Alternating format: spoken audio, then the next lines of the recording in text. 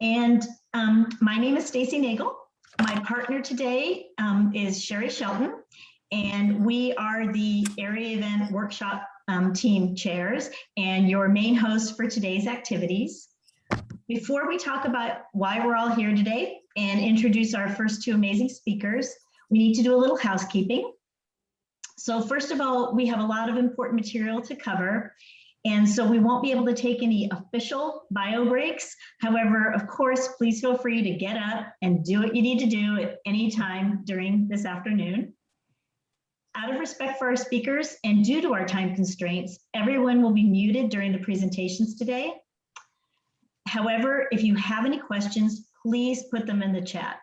We're going to try to get to a few questions today at the end, and we're going to be sure to provide our speakers, though, with the chat so they can contact you later after the area event to answer anything they don't get to. They can follow up with you. So please make sure to include your email address with your question in the chat. So make good use of the chat, please.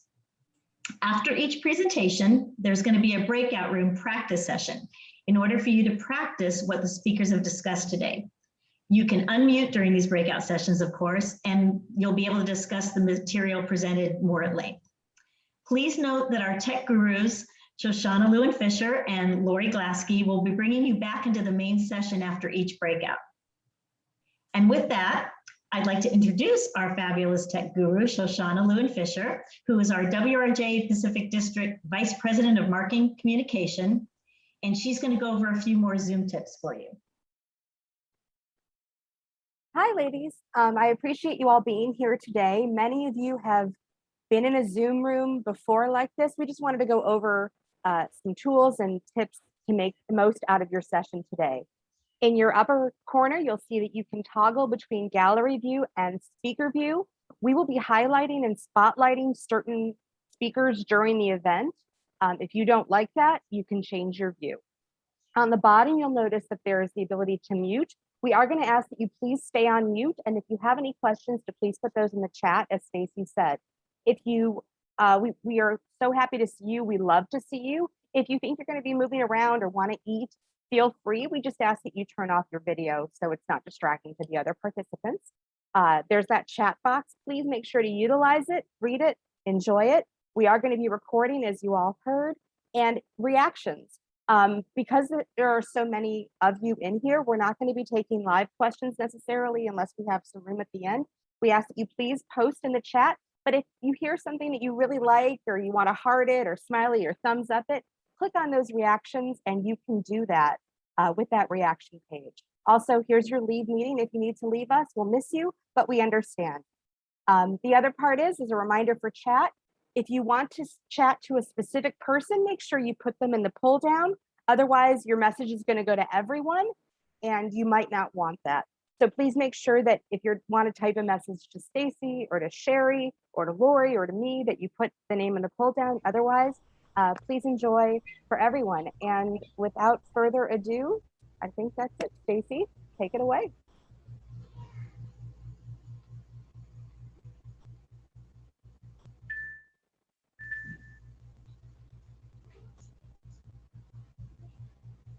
I'm going to do that. I always do that. Sorry about that. So today we're going to be discussing a vital skill for any and all leaders to develop, listening skills. First, we're going to hear how we can better listen to our sisters using an amazing tool called the Listening Campaign.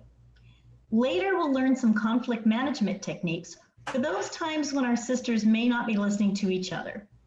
Are you listening? Because we hope today's workshops will serve you in your roles as leaders and future leaders, both in sisterhood and in your daily lives. I'd like to first introduce our very first guest speaker, Susan Bass. After graduating from the University of Georgia, Susan joined the Temple Sisterhood in Atlanta, Georgia, holding many positions before serving 3 years of a 2-year term as president. I mean, some of us know what that feels like. Susan became active in the WRJ Southeast District in 1988, and over a 10-year period held several executive positions on the district board, including WRJ Southeast District President. In 1991, she was elected to her first term on the National Federation of Temple Sisterhoods Board of Directors, now known as WRJ. and she just completed her term as president of the Women of Reform Judaism. Susan is pleased to continue serving WRJ as a liaison to the HUC Board of Governors and the Conference of Presidents of major American Jewish organizations. In addition to serving as president, Susan held several WRJ offices, including vice president of the Departments of Marketing and Communications, service to sisterhoods and districts, and development and special projects. Also, she served as a member of the WRJ Constitutional Revisions, Audit, and Budget Committees, and is co-chair for the WRJ Task Force on Districts. Since 1993, she's also served on the WRJ Speaker Bureau, visiting sisterhoods across North America. Susan also has served various roles in the Union of Reform Judaism because I guess the WRJ, all those things she did just wasn't enough. So she also has served on the North American Board of Trustees for the URJ and the inaugural URJ Oversight Committee. An Atlanta native, she moved to Houston, Texas in August 2004, where she joined Congregation Beth Israel. Active in her sisterhood there, she served as their president from 2009 to 2011. An Atlanta native, she moved to, I already said that, sorry. Professionally, Susan was a teacher for 8 years, spent 7 years planning and helping to stage the 1996 Olympic Games in Atlanta, and then worked for managing consulting firms and as administrative manager. And we are very blessed to have her here today. Sherry, would you like to introduce our next guest speaker? I would be honored to. Cher Krichmar was born in Queens, New York, where she lived till she was 10 years old. Her parents moved the family out to Southern California, which has been her second home ever since. Cher went to Hebrew school and probably was the only one who loved learning Hebrew and studying for her bat mitzvah. When she was in high school, she joined NIFTY, and she just knew that Judaism was in her blood. Cher earned her bachelor's and master's degrees from CSU Long Beach. She worked in drug abuse prevention and child abuse prevention, writing her own curriculum in the early 80s.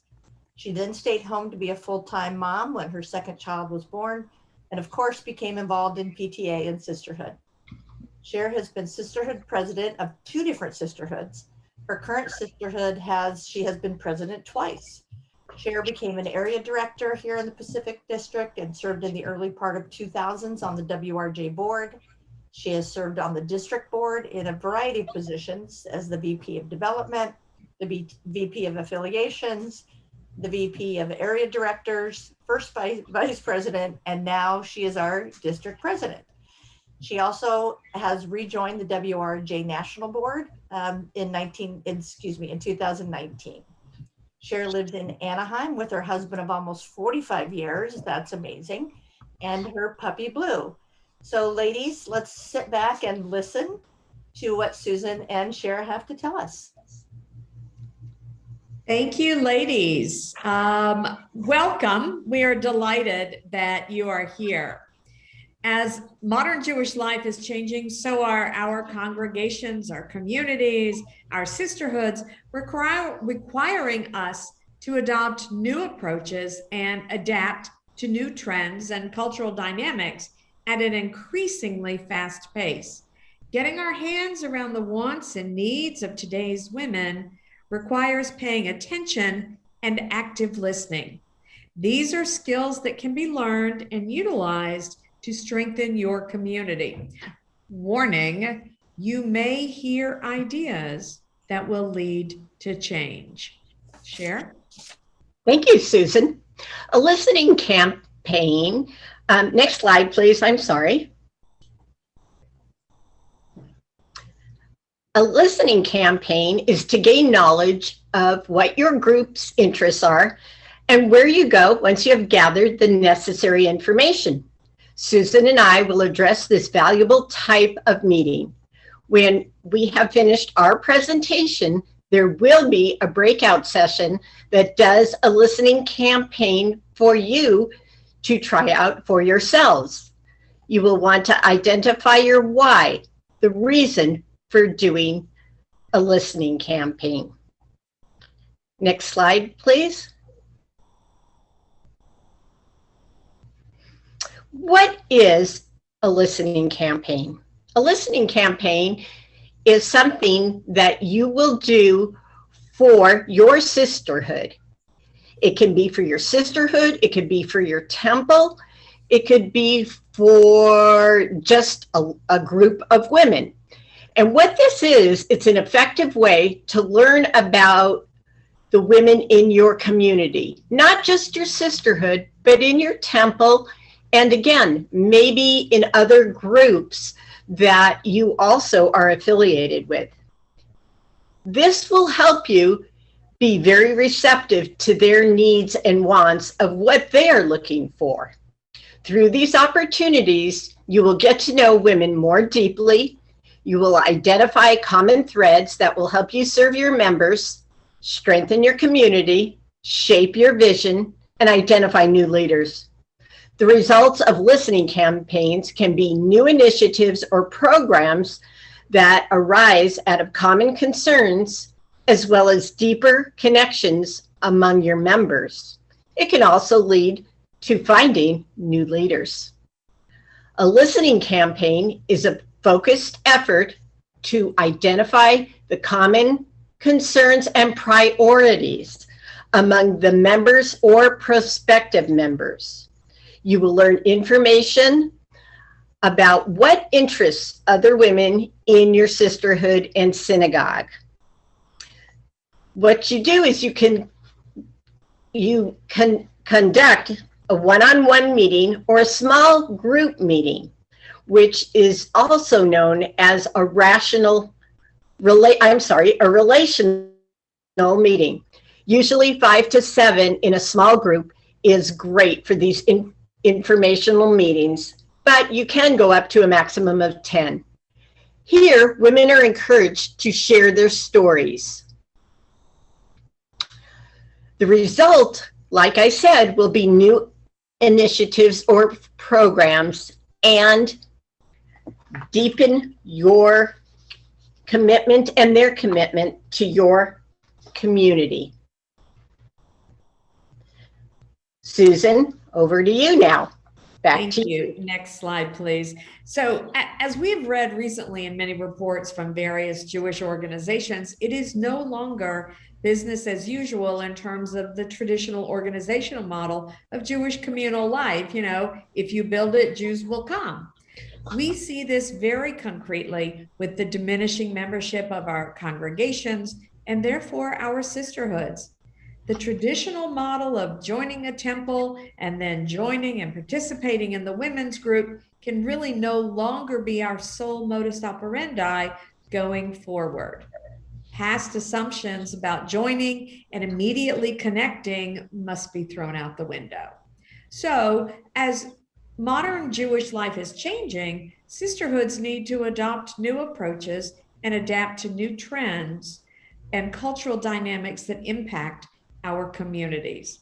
Addressing the needs and the interests of today's women requires paying attention and active listening. Conducting a listening campaign for your sisterhood can be an effective way, as Cher was saying, to learn more about the women in your community, engage new women, and help you remain receptive to their needs. Next slide, please.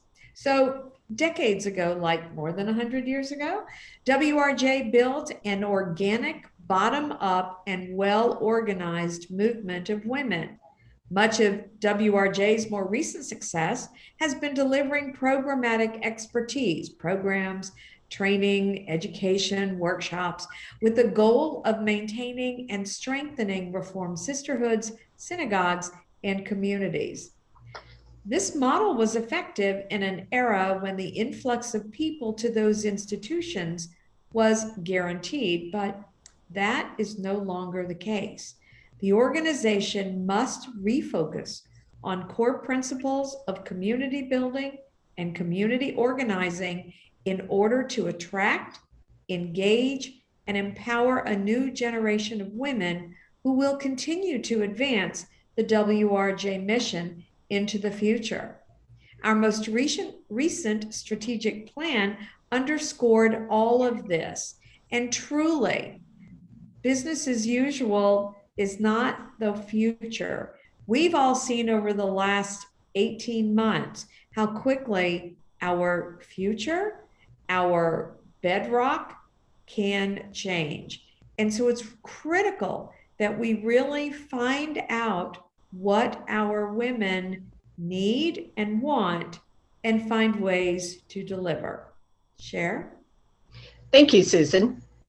As Susan was saying, we have to figure out what is new and different, thinking out of the box, just like we did with the Zoom.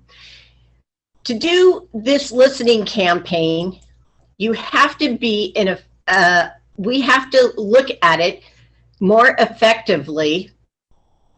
I'm sorry, about the women in our community. How well do we really know them?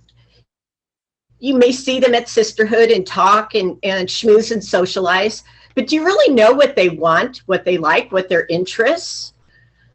Maybe you think that doing a book club with an author is the best thing to do, and you like to do that 3, 4, 5 times a year. Perhaps that's not what everyone else wants to do. How do you find this out? You do a listening campaign. What you do is you want to engage new women and find out what their interests are. When you do the listening campaign, as I mentioned before, you want to talk to the women in your sisterhood, but you also want to include the women in your synagogue. If you belong to other Jewish women groups in the area, think about inviting them. They might want to participate, and who knows, they may want to join your sisterhood. And again, be a new leader in your sisterhood. Like I just said, we need to think outside the box to bring new women into our groups. As Susan was saying, this is not business as usual. When you talk to your women's group, are you being heard? Are they being heard? You may not necessarily resonate with what your women want. What worked 20, 10, 5 years ago, 2 years ago may not work today. This is why you need to do this active listening. Susan? Thank you. Next slide, please. So what can you do? Well, this work will include listening carefully to people on the ground, what they care about, want to do collectively, removing and reducing real and perceived barriers. So let's think about that for a minute. What are the barriers to participation? We also want to create a culture of feel-good invitations for new people to get involved and to matter to the collective. So let's think about this for a minute. What are some barriers? Well, do younger women see the sisterhood as an older group? If so, you can break down that perceived barrier during a one-to-one conversation. Do working moms see the sisterhood as a group for stay-at-home moms or retired women? These may not seem like real barriers, but it is this member's perception. And to these women, it is real. Your group needs to make sure they are heard and changes are made to break down these barriers and welcome them into the group. Clearly, this is an opportunity to identify both issues of concern and successes. What are you doing that really resonates with women in your community? Next slide, please. So let's think about what are the key principles of a listening campaign? Well, if we focus on the core principles of community building and community organizing in order to attract, engage, and empower a new generation of women who will continue to advance WRJ's mission into the future. Connecting to members of your community demonstrates that you are, as Cher said, you are more relational, making engagements with others a high priority. This is definitely a way for people to get to know one another for the first time or perhaps more deeply. And finally, conducting this type of outreach can help people see a better place for themselves in the community. It can help women see sisterhood as a nurturing environment. Having these types of conversations can also help find and develop new volunteers. Cher. Thank you. Next slide, please. So what exactly is active listening? Active listening is the process by which an individual secures information from another individual or group. The active element involves taking steps to draw out information that not otherwise might be shared. When you are holding a listening campaign, you need to have facilitators. You need to have someone who is really good at asking questions. They also have to be a really good listener. You will need a scribe, and this person will be someone who will be taking down all of the information. But we will get to that in a little bit. So what is it that you need to do? You need to quiet your agenda. And what does that really mean? You probably know you're bored, but what about other women, as I mentioned, in your sisterhood, temple, other groups? You have to put everything else aside and give your undivided attention to the speaker. You need to listen to learn, not just to be polite. And when you're listening, remember the 10-second rule. The 10-second rule is, if someone hasn't said anything, that's okay. It might feel a little uncomfortable, but count to 10. Usually it takes women a few seconds to gather their thoughts before they can formulate what they want to say and to speak. So that takes a little bit of time. When you get to 10 and nobody has brought anything else up, then you're okay to move on to the next area. That is really important. Make sure you have good eye contact. When you are looking someone straight in the eyes and speaking to them, they know you have their undivided attention. Smile, nod your head. Use your silence effectively. Ask good, important, key questions like, how do you see that? Or how might you implement that? Or how do you think that might resonate with sisterhood? Think about your sisterhood when formulating these questions. Don't be asking yes or no type of questions. You want to pull information from your speaker. You want to hear what they have to say. Don't think about the next question you're going to ask them. Don't think about your comment, how you're going to comment to what they have just said to you. You really need to listen. Repeat back what you've heard. Paraphrase what you've heard. I hear you saying, this is what you like. Make sure that you are understanding their comments. Wait a few seconds until someone has finished before you respond. Be mindful of the conversation. Hear your members and make sure that you let them know that whatever they are saying is the most important thing right now in the whole world. Be non-judgmental. And when you're conversing, make sure you are using verbal affirmations like, I see, I understand, thank you. Demonstrate concern for their input, and that shows that you are building their trust and a good rapport. Susan, back to you. Thanks, Cher. Great pointers. Next slide, just so that we get the title bar, if you would. All right. So the first thing that you need to do is define the goal of your listening campaign. Be specific. Get to know our members is lovely, but it's not a goal. That's sort of like a very happy byproduct. So I'm going to ask you now to put into the chat some of the reasons for why you would want to do a listening campaign. So I'm more than happy to count to 10, and let's get some ideas, please, in the chat for why you would want to do it. Ah, this is good. Yes, yes, yes, yes.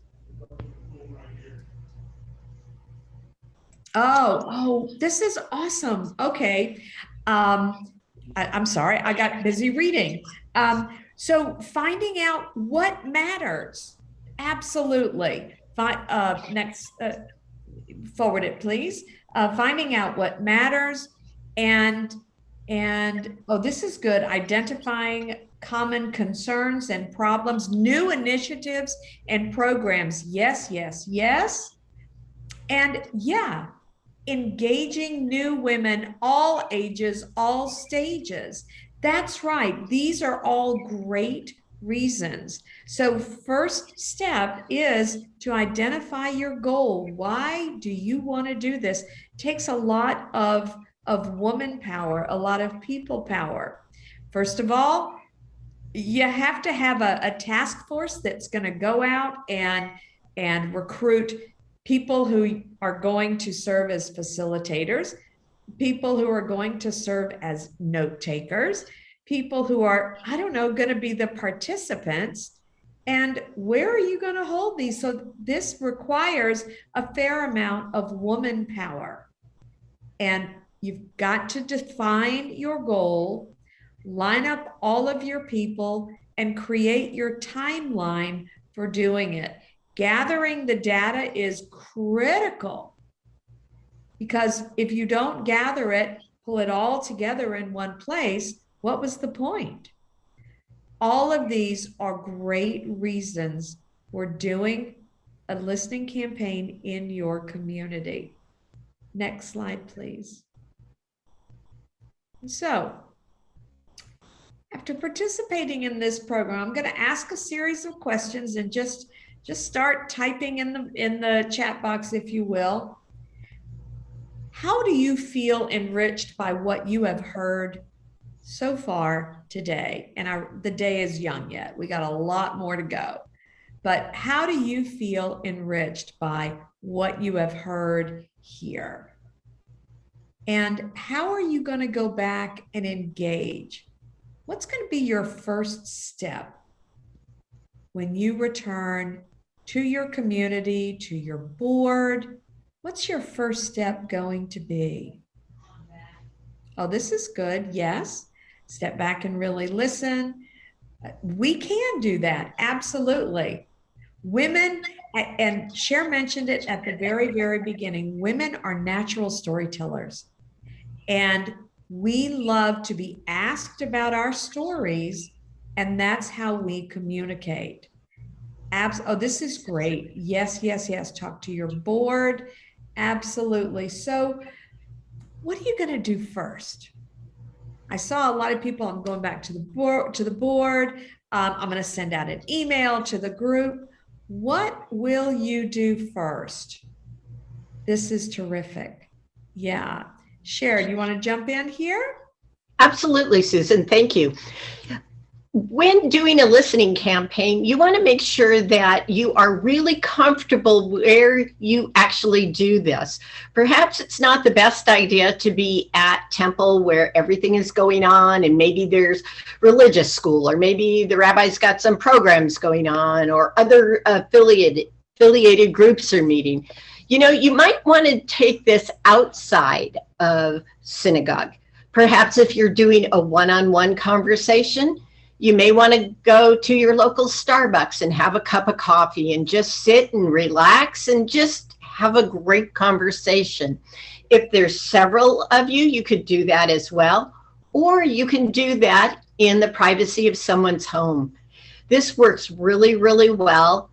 And again, you're able to be very comfortable, sit down, relax, and find the information you are looking for. As Susan mentioned, prioritize your goal. What is your goal that you want to obtain? And then once you have all this information, what are you going to do with this? Hopefully, you're not going to put it in a file and say, this was really great. And we'll get back to that. In order for us to really hear our women, we really need to take this information back to our board, back to our sisterhood, and sit down, talk to your board and say, let's prioritize what we have heard. What is the common thread here? What is it that our women are looking at? From there, you can go ahead and start implementing what are some of the things women want. Susan? That's great. I'm reading your comments in the chat. Very exciting, a getting to know you program. Be sure that you have again, a goal. Getting to know you is great. So what do you want to do with that information? Please don't make any promises, in these one-on-ones or in your listening campaign, because at the end of the day, you, as Cher said, you are listening to learn, not listening to be polite, not listening to think of the next thing that you're going to say, but you're listening to learn. And the more people feel that you really are interested in what they have to say, the more forthcoming, someone said, more forthcoming with their input. And really imagine what your women's group would look like if over the course of 3 or 4 months, you have a listening campaign and you talk with, 40 women. And those 40 women now, at the very least, their antennas are up. They know that sisterhood is out there, that you're interested, that you're listening. And lo and behold, when some opportunity comes up to, be together in person, maybe, what a great way to extend the hospitality that is the women in our communities. And I would also encourage you to think about engaging women who are in your community or in your congregation, but not yet sisterhood members. Again, the barriers may be there and you're not aware of them. It's a great way to dispel it's just for retired women, or it's just for whatever people think it is. And now that we've gotten so very comfortable with electronic meeting, whether it's Zoom or Google Meetups or whatever, it is a great way to reach women who may not be able to go and gather. So don't put aside electronic gatherings as another way of conducting your listening campaigns. So before we move to the facilitation and the breakout rooms, are there any questions that we can address? Anything that you're dying to hear about before we move to breakout rooms?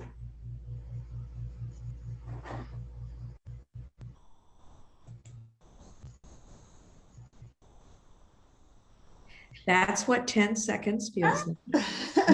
Just in case you were wondering. So Sherry, I'm going to hand it off to you now. Great. Thank you both, Susan and Cher. That was really fascinating. And I can see by the comments that everybody really was engaged in that as well. So what's going to happen now is we actually get to practice what we just learned from Susan and Cher. So we're going to send you to breakout rooms, and all of the rooms will have a facilitator. Thank you so much. We've had fabulous volunteers today. We'll have about 15 minutes, and we're going to practice using the listening campaign. So the scenario that we're going to talk about, and your facilitators have all the information, is that you want to find out what the congregation, not your sisterhood, but your whole congregation feels about the women's group. So Lori, send us off into the fabulous world of breakout rooms, and we'll get practicing on our listening campaign, and we'll see you back here in 15 minutes.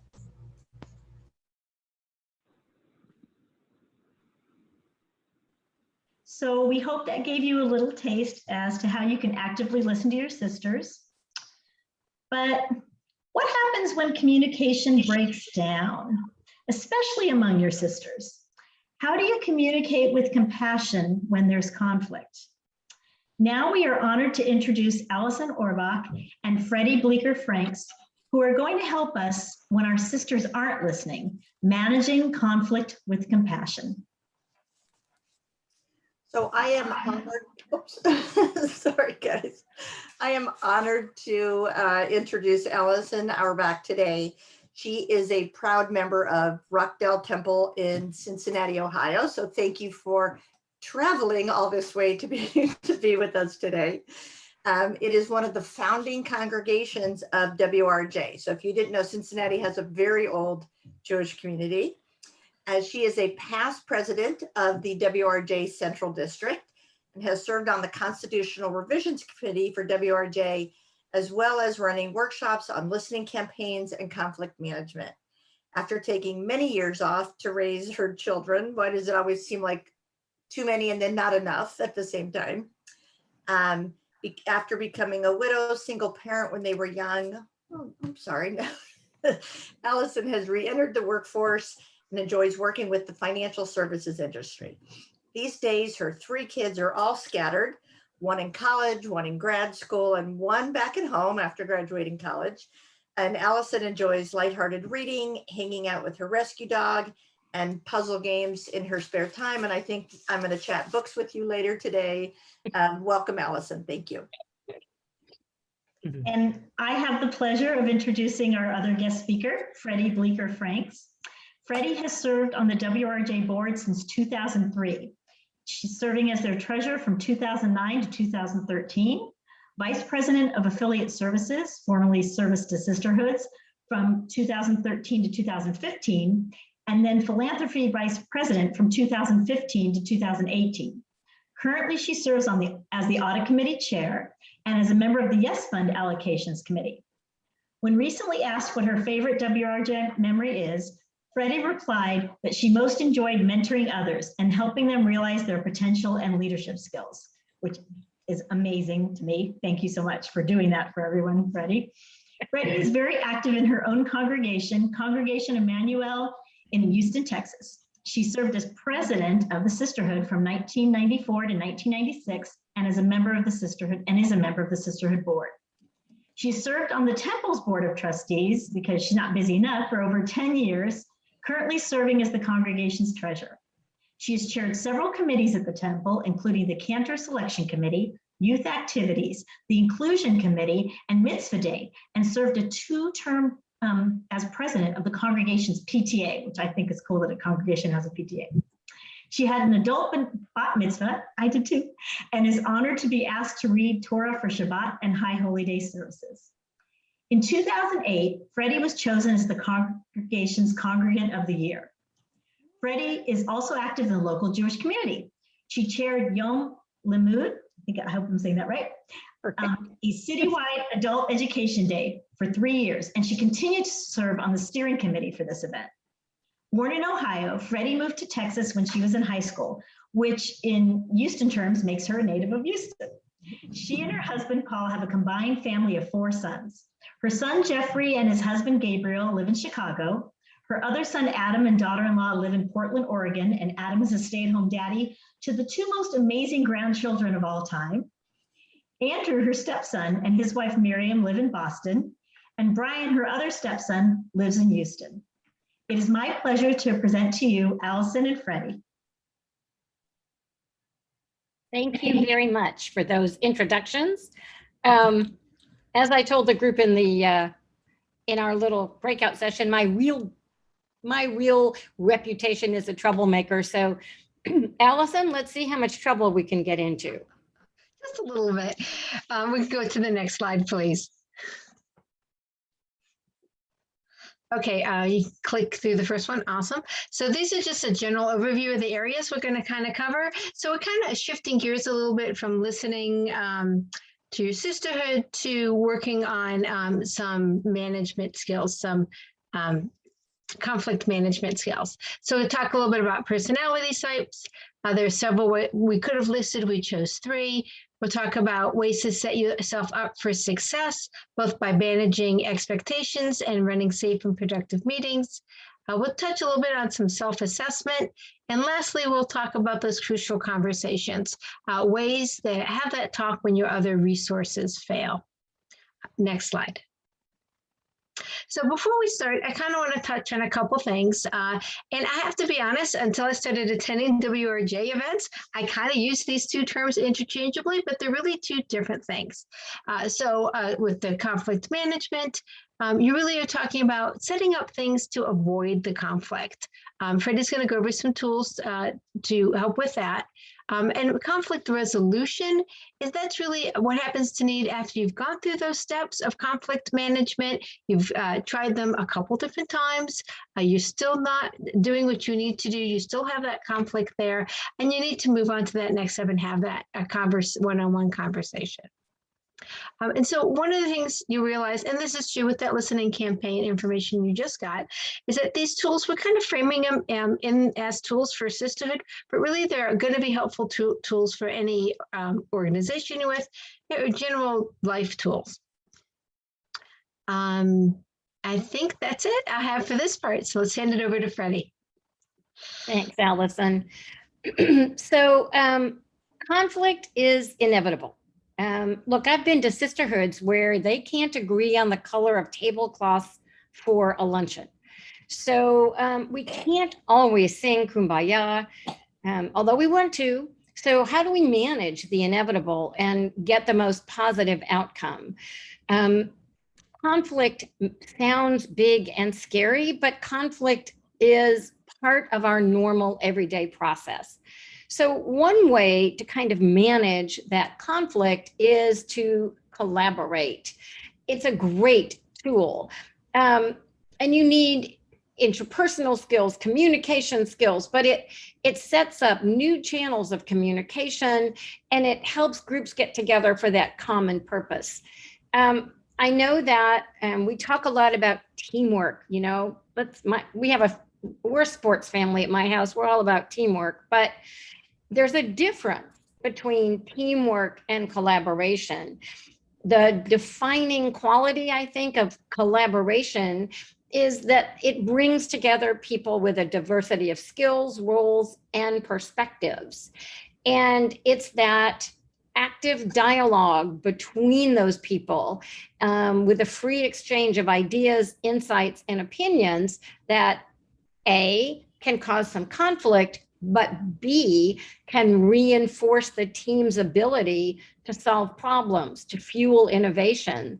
And we're going to talk a lot about some of the same things that you heard in your first presentation, but out of the box thinking, listening skills, all of that is part of conflict management as well.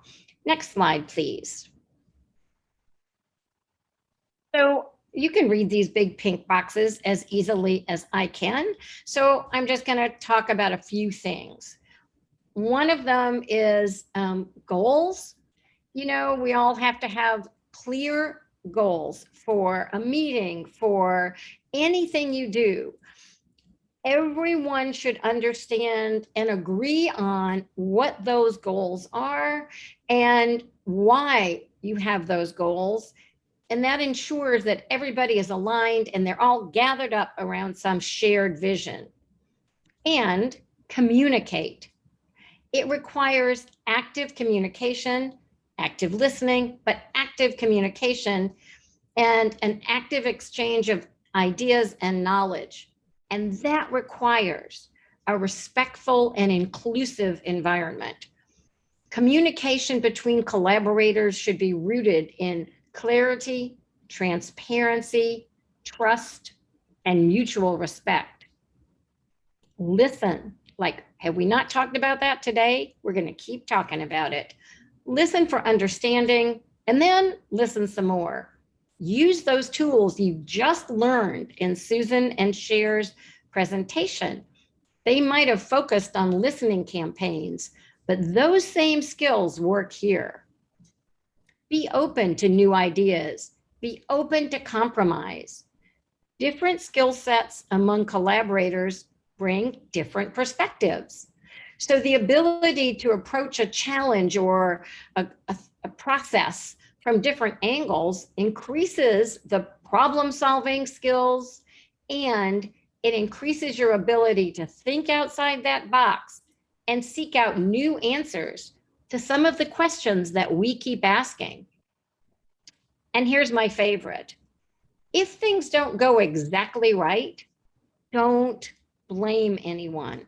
Remember, the whole idea here is that you are listening, you are communicating, and you're compromising. So if things don't go exactly the way you wanted, learn from that and move on. Okay, take it away, Allison. So once you've gone ahead and set this framework up for how you're going to be working within your sisterhood, and honestly, I'm going to say you could use these boxes and put them on a wall, put them on the bottom of your agenda, so everybody knows it. Reminder: this is how we're working. You're probably wondering.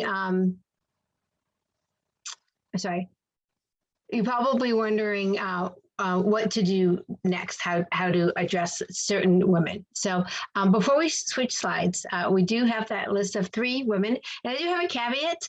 I hate to do stereotypes because not every woman who is negative is always negative. It may just be a one-off thing or a one-topic thing.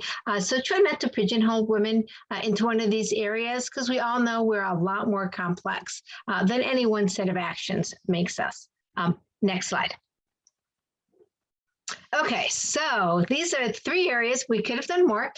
We 3 common groups of women that we felt had the most common areas of discussion that we've run into. The negative member. We've listened to some common complaints you may have run across. Normally, I'd ask for a show of hands, but with this over 100 women here, we won't be doing that. I'm just going to assume you've run into this person. So one of the ways to handle this is to really work on that setting clear goals. And this is interesting because in our breakout session, we were talking about mission statements. Mission statements are so critical to helping you and your sisterhood make sure you have clear goals, because everything's going to filter through that mission statement.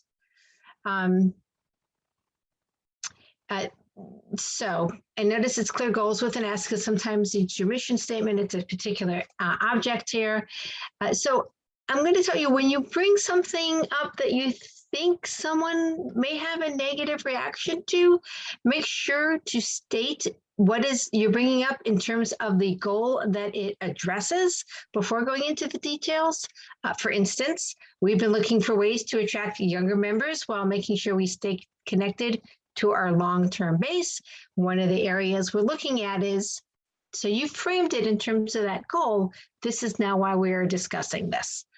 And don't be afraid to state the pros and cons.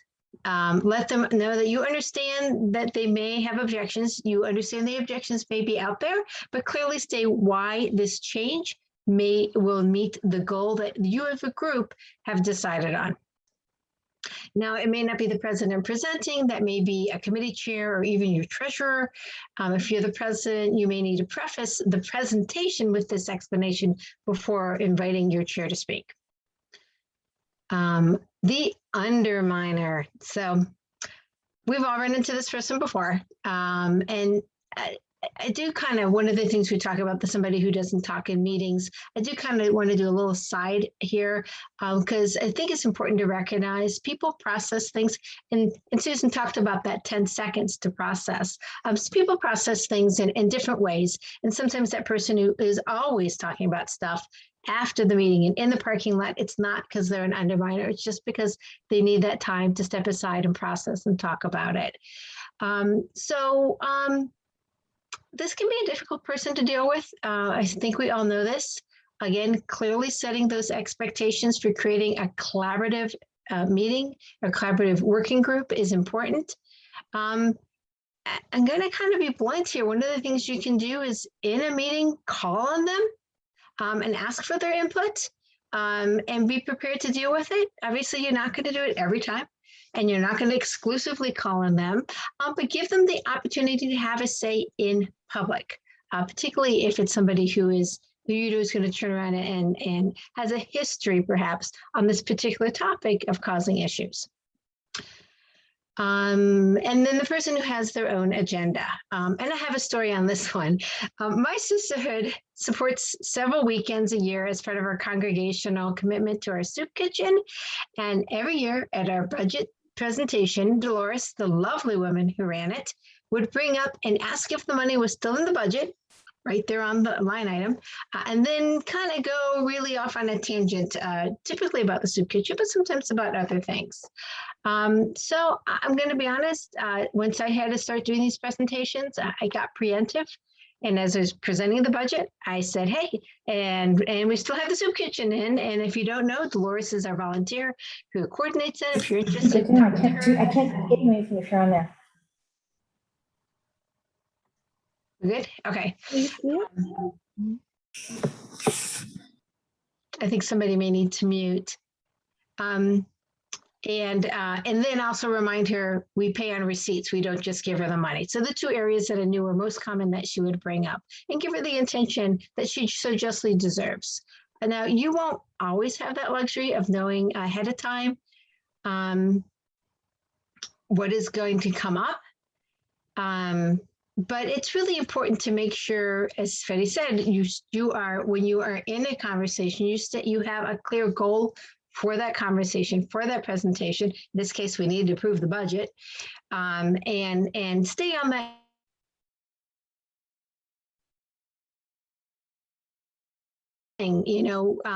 Repeat back what they said, what is the word? You're listening to learn, and then say that's important, but this is not what we're talking about now. Let's set it aside to later and get back on our topic. And I have to say, person I learned a great deal about how to do this entirely successfully is Susan. Susan Bass. She would, in meetings I've been at, take one of those huge Post-it notes, put it on the wall, and say, hey, that's important. We need to get back to it. Let me write it down so we don't forget it. Let me show you that this is important, because it is important. But let's get back to the topic and stay and accomplish what we've set out to accomplish. And it is important when you do that, actually make sure you go back to those points. And it may not be that meeting. You may say, hey, these are all kind of related. Let's talk about this next meeting and follow through on that. So when we started, I kind of talked a little bit about stereotypes. And I also mentioned at the beginning that the skills and steps that you've learned, some from the listening campaign, are going to be useful here too, as we go forward. Let's see. Next slide. So this kind of focuses on some of the details of the listening campaign, but kind of shifts it a little bit. And Freddie mentioned this. So as you're in your board meetings, your committee meetings, not necessarily in the parking lot, you're going to use some of these skills that come up in listening campaign. Listen, reflect back what's being said, validate what they're saying is correct. But the difference here is, unlike a listening campaign, where you're going to keep asking those open-ended questions to really learn more about what's going on, you're going to go back to saying, hey, this is our goal, it's important, write it on that sheet, and get back to what you need to discuss.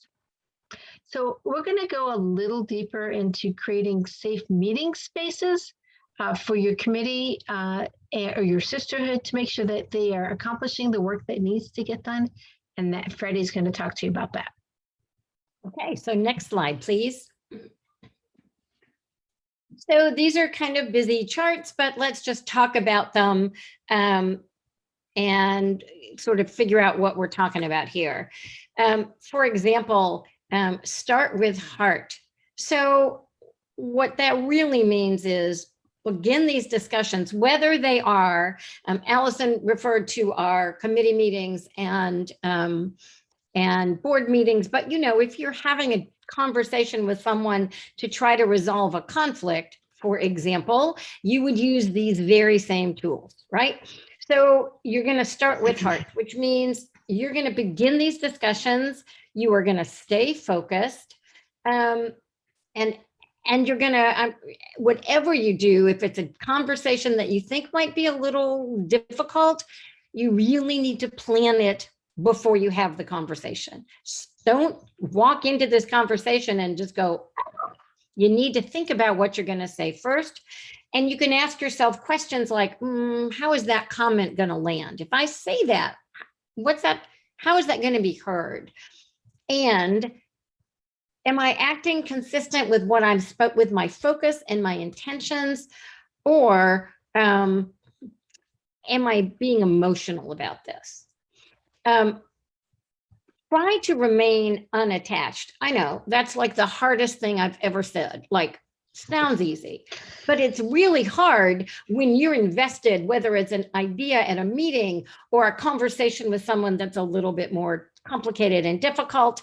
You know, try to stay outside of it and don't let your emotions get involved. And I have, I worked for almost 40 years at the same job, which does make me kind of some sort of dinosaur, but I had a piece of paper on my bulletin board that I looked at countless times a day because I was in a position where I theoretically managed people, but really I answered questions all day and said, no, you can't do it that way all day long. So there's a book which is called The 4 Agreements, and it's by Don Miguel Ruiz. And the 4 agreements that I had on my wall: be impeccable with your word, always speak with integrity. Here's the biggie: don't take anything personally. When somebody is upset, they're upset, but don't think that they are upset at you. And don't make assumptions. And you're going to hear that again. And I think we heard that in the listening campaign. Don't make assumptions. Don't assume that you know what's going to be said, or that if you don't understand, ask questions. Always ask questions. And then the 4th one is always do your best. So next slide, please.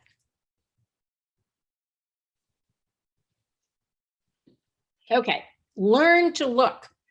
Pay attention to words, to tone, to body language. Those of you who have heard me speak before know that I am a quote person. I love quotes. So I found a quote that sort of talks to that. I have to find it. Hold on. It's right here. When you really pay attention, everything is your teacher. When you really pay attention, everything is your teacher. So you're going to look for people being a little uncomfortable, whether it's, again, in a meeting or in a conversation. You're going to look for, you can tell when people sort of tense. Some people I know, their face flushes. If you know somebody really well, like, you know, a partner or a good friend, you can notice they have some sort of, lots of people have in gambling, I think they call them tells, but we're not gambling. They have like a tell, they have a tick, they have I probably do this a lot when I'm upset. People do things. And if you learn to pay attention, you'll know what that is. Next slide, please. So here's a really biggie, and it's important for us to think about not only in our sisterhood life, in a difficult conversation, but in our world. We need to make conversations and discussions safe. So if your conversation becomes heated, again, if you see a lot of this, you know, me doing this, if you see a lot of if you see people clenching their fists, if you are worried that someone's going to get, I hate to use the word violent, but aggressive, pay attention, call a time out. Take a step back, say, you know, this is sort of not working and maybe we need to take a break. I'm going to go get a cup of coffee. I'll be right back. I used to do that with my kids, like, I'll be back.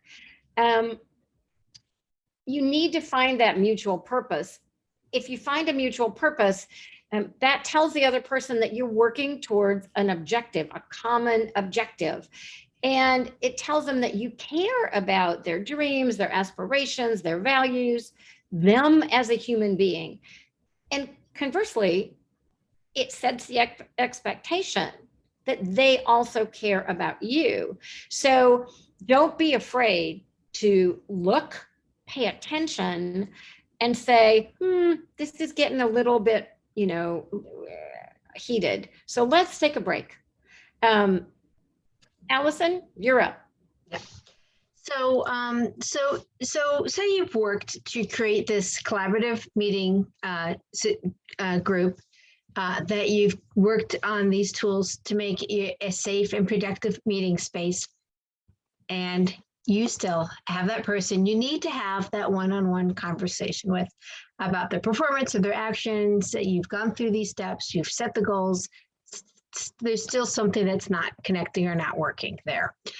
So before you have that discussion with the person, this kind of a critical first step. Next slide. You kind of need to start with yourself. Next slide. Okay, so before you have that one-on-one meeting, you really need to have an honest look of what led to that point. We've touched on some of these during our discussion, but maybe not this very last point, and we're going to kind of delve a little bit more into that. And there are a couple of levels of trustworthiness here. And one of them may be, do people feel that they can talk to you confidentially and that you'll keep their confidences? When you say you are going to follow through on something, do you do it? And I would give the caveat, whenever you say you're going to follow through on something, give a realistic timeline. Have you consistently been clear that the goals that you're pursuing are the group's goals and not your personal goals? Now, sometimes they will mesh, but sometimes it really means important that we're doing this for the group. I'm not doing this for my personal gain or for my personal, I know what the word is I want here, for a goal that I personally have set. And I'm going to say, no one is going to be 100% great at these all the time. We're human. We're going to miss them. But if you need to recognize if you've consistently failed this person in many of these regards, you may have also contributed to the problem. And you need to recognize that you also need to change to help further this person and acknowledge the issue that has arisen. So in terms of your self-evaluation, there's kind of another level of evaluation you need to do. Next slide. You can also need to think about your relationship with that person. Obviously, we all have this past history, my personal goals, the outside influences. Every time I meet with that person, somebody says, oh, how can you deal with them? They're so negative, they're so whatever, or they did something 16 years ago that I still remember, because we're all in sisterhoods that has happened. So you have to really kind of recognize what is going on that is affecting your view of this person. Next slide.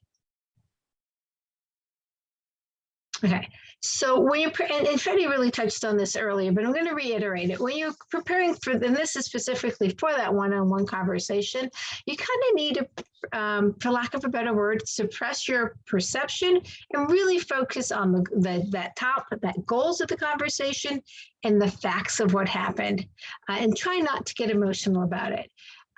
When you focus on the goals and the facts of what happened, you are going to have a much more successful conversation than if you're doing it for perception and the emotions that are attached to that.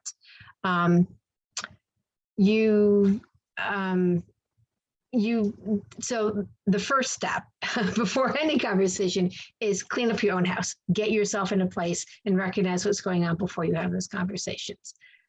Freddie's going to talk about the next steps. Next slide, please. So this is a cute little pie chart, but what I want you to think about is whether this is a meeting with 3 people who can't agree on the color of tablecloths, or one person who consistently has some issues that affect the way the rest of your group is working. You are in charge, and the first thing you have to do after you've sort of done that self-evaluation, you have to set a meeting, and you have to find a safe place to talk. So there are lots of different ways to think about this, but I'm thinking about it in terms of not embarrassing the person you are speaking with, which means probably not having this conversation at your synagogue because people walk by and go, ooh, what's happening in there? Not having it at the Starbucks on the corner that everybody in your congregation goes to, right? That's a bad choice. So think about where you have it, and don't have it in your house or the other person's house. Same kind of reasons. There's a lot of baggage that comes with your house or their house. Pick some place that people aren't going to walk by and say, hey, what's going on? Make sure it's a private conversation.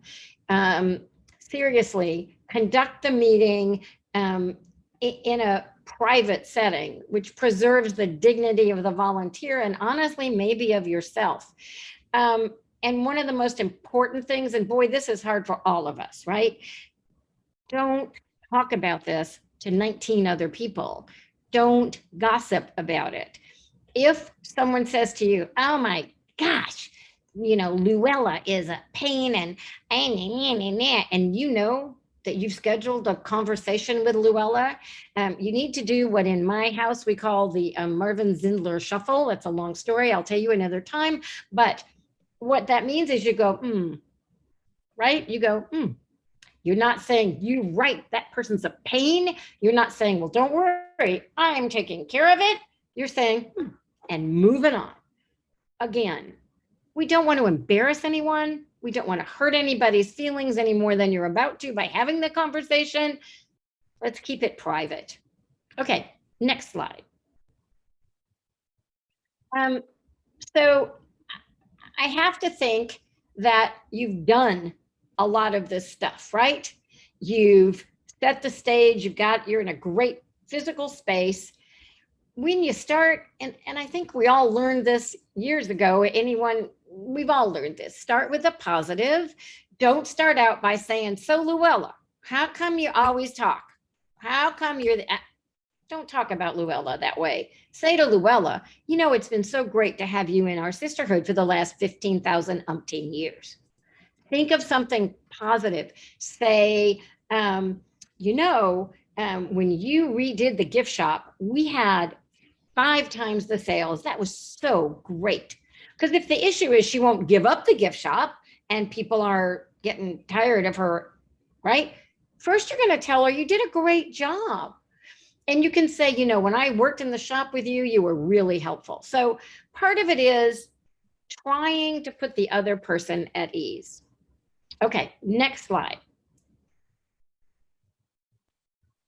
So these are just some tools, and I'm not going to go over all of them, but you're going to share facts. It's going to be about you. I noticed this. It made me think that maybe there was something going on in your life that we don't know about. So what do you think we can do? How do you think we can make this better? I think we could do blah, blah, blah, blah, whatever. Oh, great. That's a great solution. So you're going to not come to the gift shop every single day from 8 to 5. You're only going to come on Wednesdays from 2 to 5, right? That's great. Thanks so much for helping us solve this problem. Okay, Alison, I think you're up. Next slide.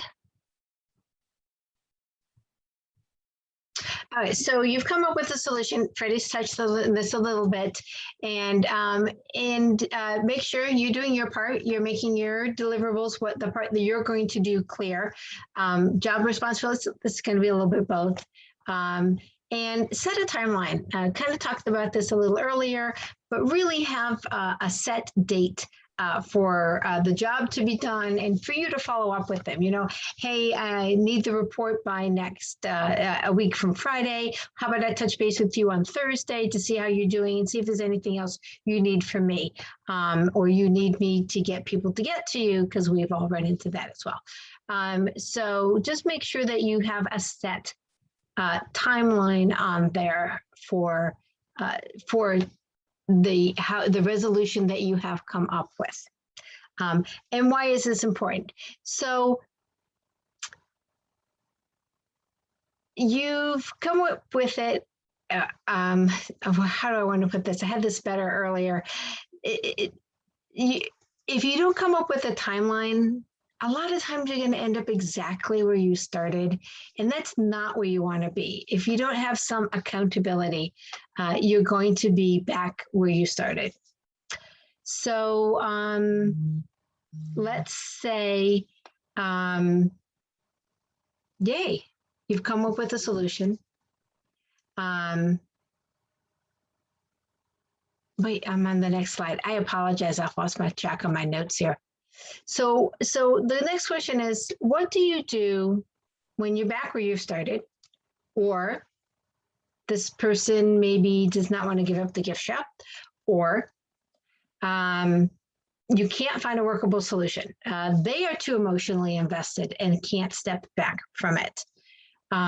So let's talk a little bit about that elephant in the room. And Freddie gets this job. Okay, next slide. Yeah, that's me. I get this one. Thanks. Thanks, Allison. How to fire a volunteer. So y'all are muted, so I can't hear the 105 gasps in the room, but I'm sure there were gasps in the room because we don't fire volunteers. That's not what we do. Dear God, we work hard enough to get one in the door. Don't tell me I'm going to fire them. But sometimes you have no choice. And I don't have a better term. Probably somebody does. Susan Bass always has better terms. Maybe she has a better term, but you can ask a volunteer to step away. How about that? From their volunteer position. So here's why you need to do this. So you've had conversations. You can't agree. They can't move past it. They're invested in it. And really what's happening with that person is toxic. It's poisoning your organization. And every one of us sitting here on this big old Zoom, we know people like this and we know these situations. So here's a quick little lesson on how to do that unpleasant thing. First of all, think about it in this way. By the time you get to that place, you have done everything Allison and I have suggested, plus you have talked to everybody you know in some leadership guru position, whether it's WRJ area directors or Heather or somebody you have talked and said, or me or Allison, like, here's my situation. Here's what I've done. This isn't working. So I'm thinking that when we get to this point, you have done all the work that you need to do. And the person you're having this conversation with, they're not really going to be as surprised as you think. So first of all, you're going to announce it. You're going to say, I'm really sorry, but we're going to have to ask you to step away from the gift shop. You're not arguing with them. You're not going to have a conversation about it. It's not going to rediscuss everything you've already talked about. You've already heard all the arguments about why this person is the most critical person to the gift shop, and it's going to fail if you take her out of it. You've heard it. The purpose of this meeting is simply and only to communicate to your volunteer that they're no longer going to be able to do, in this case, the gift shop. You're not going to argue. And here's another reason. And boy, Lord knows I am guilty of this.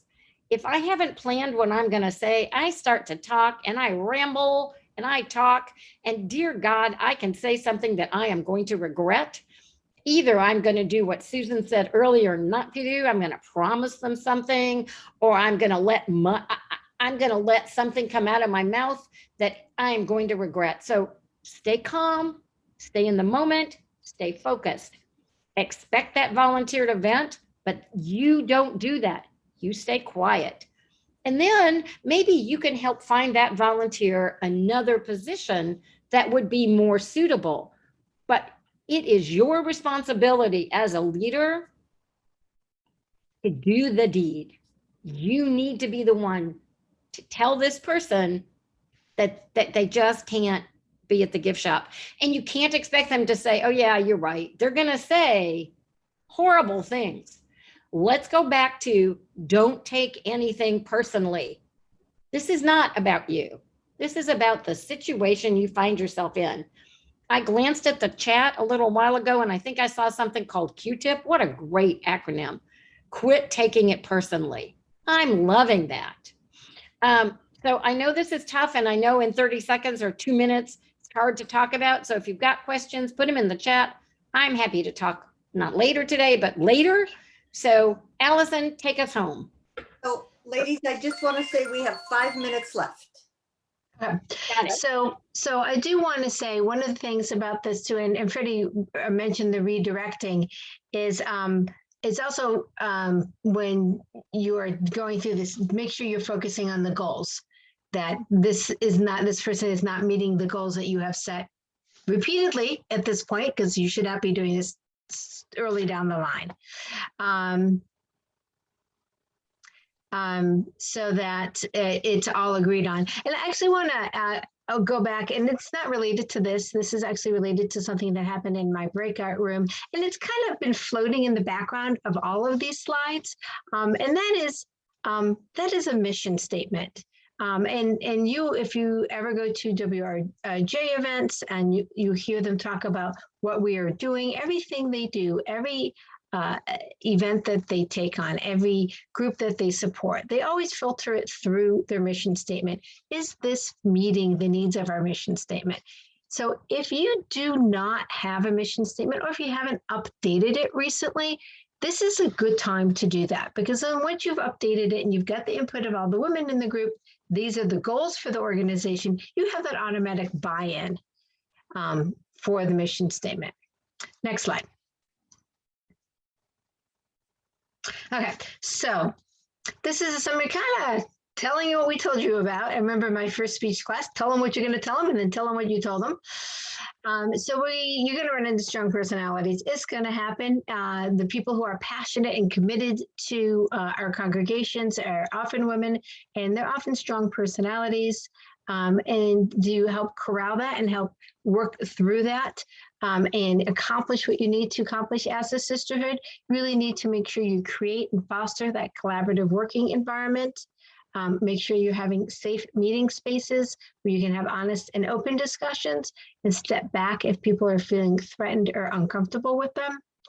And then when you need to learn how to have those crucial conversations that deal with issues that cannot be solved by the conflict management, those tools you've put in place, and go into conflict resolution.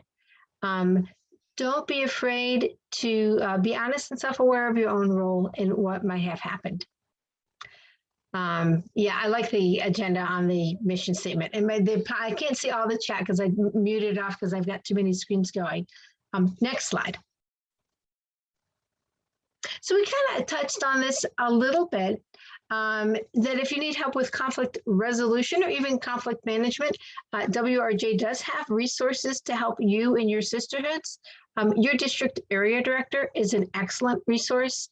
And the great thing about them is if they don't know the answer, they have the tools to go find out the answer for you. Your speakers bureau, not necessarily for conflict resolution, but for that management. Board training. I mean, people like, why do we need board training? Well, you do it. So you set it up with those collaborative, you have that expectation. Everybody's gone through the training so that you're all on the same page and you're all working in the same method. There's several Yammer groups, particularly for sisterhood presidents and for other areas that you can ask for support on.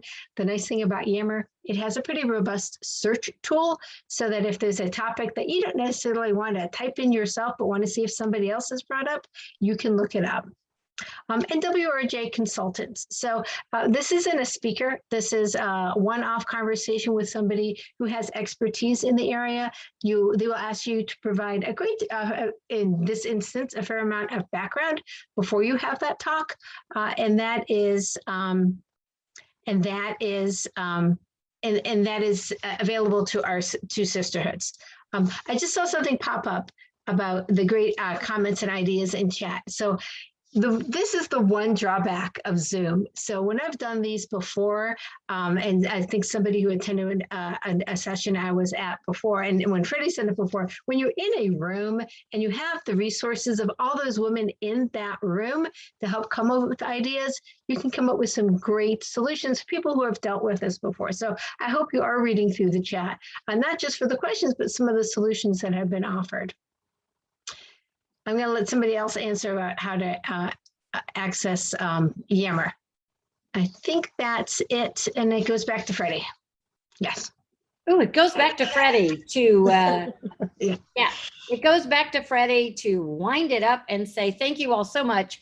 You have our emails here. We are always happy to answer questions and help in any way we can. I know that we're about to go into small groups and you get to talk about some conflict management / resolution. I hope you all have a wonderful rest of your weekend. Great. Thank you so much to Freddie and Allison. I certainly had a lot of notes. I saw the chat was super busy. This is a sign of a great presentation. So again, we're going to go into a breakout room. We're going to have facilitators again to help you. We have a list of scenarios. And the scenarios are ones that probably all of us have experienced at one time or the other. And we are going to have 15 minutes and then we'll come back and just say a quick goodbye before we go off to our schmooze room. So Lori, go ahead and send us off. Thank you. Is how everything tied together, you know, and Allison and Freddie were saying a lot of things that kind of just built on what Susan and Cher had said. I hope you guys had great your breakout rooms. Ours were really good. I really appreciate them. So also, I want to thank all the facilitators who were in the room, everybody that was in there working with you guys today as a volunteer. Lori and Shoshana, we would be nowhere without you two, our great tech people. My partner in crime, Stacy, who is off setting up a schmooze room. And we've got some really nice schmoozing going on that's going to happen after this. So on your schedules, you'll see that we have some little breakout rooms. Susan has one, Cher has one. I know that Allison is going to stay in this room. If you have some specific rooms for specific questions for Allison, we're going to keep this room open for, a few minutes to get some questions asked by her. On your list, you'll see all the other kinds of schmooze rooms. Also, we're going to send the chat to the speakers so that they can respond to those questions that we got. And thank you guys for doing that. Susan has a wonderful handout on doing a listening campaign. It's the actual steps. It's a really clear, concise, here's what you need to do. Here's how you actually facilitate it and do it. So that's coming to you after the area days. And that's going to be really helpful for you too. I heard a lot of people in my breakout talking about doing it. Okay, so you saw their emails. If you didn't get one of the speakers' emails, you can always reach out to Stacy or I. And the schmooze rooms are going to get going. And I think they're going to get going in about a minute. So you might, if you're ready, you can break out of this one and head over there to another schmooze room. If you need to take a break, I hope we see you at Havdalah. And if you want to stay and chat with Allison, hang out with me for a little bit. And we'll go off and do that. All right. Thanks, Sherry. I think it's time for wine. If anybody else is just definitely. With the cocktail. Okay. How do we get to the schmooze room, Cherry? So I'm putting the links in the chat and just go to the chat and you can click on whichever one you want to attend. You all should have gotten the links as well. If you don't have them, feel free to email Karen Peterson. She was the registrar, or you can email the Highline email basically any of the PD emails and we will help you out. And if you click on that link, it'll drop you out of this room and add you to the new room. Correct. So you can't be, or you can close this one and click on the links you already have. Perfect. Thank you so much. Great. And for those of you who are sticking around to talk to Allison, if you put yourself on gallery so we can all see you, not just my big old nose right in the middle of the screen, let's do that. And Allison is here to chat, and the rest of you have fun in your schmooze rooms. I'm only actually going to stay for about 5 or 10 minutes. I really want to make sure people have the opportunity to put questions in the chat and make sure they put their emails in there as well. And if you have questions, probably more generic than specific, because it's hard to drill down into details in this format. Allison, I will unspotlight you so everybody can see everyone then. Oh, I already did that. I already went to gallery view. Just that good. So thank you again. Allison's going to stay and answer questions. 5:10. Yeah. Yeah, just like 5 or 10 minutes. If you have a question but don't want to ask in this forum, you can feel Email free me. to email Allison. And if you need Allison's email, we can happily provide that to you. If you have a question, feel free to raise your hand, actually physically or virtually. Speak up. Or just speak up. Just unmute. Hi, Carol Ozar. It's nice to see you.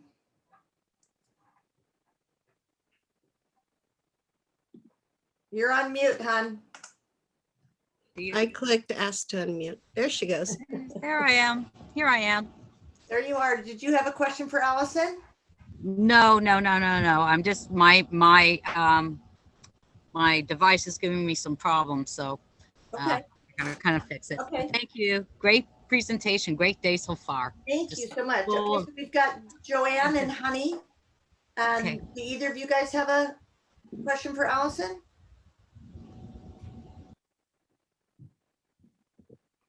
I want to know what you're reading these days, Allison. Reading for fun. How did I describe it? Light and entertaining reading. Yes. Super Yes, important. so that's some romance novels, some science fiction, and a pretty wide variety of light fiction.